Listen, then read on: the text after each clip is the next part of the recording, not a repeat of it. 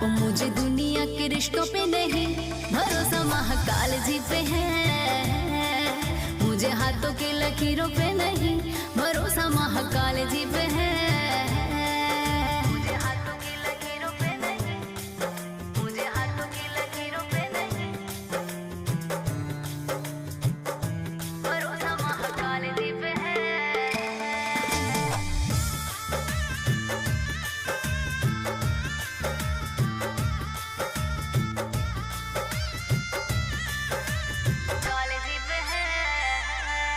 हाँ बिगड़ी बनाए सवाल सुलझाए, मुझे भी वही सही रास्ता दिखाए। केटी करेगी नित बाबा का चर्चा, बट रहा देखो महाकाल नाम परचा।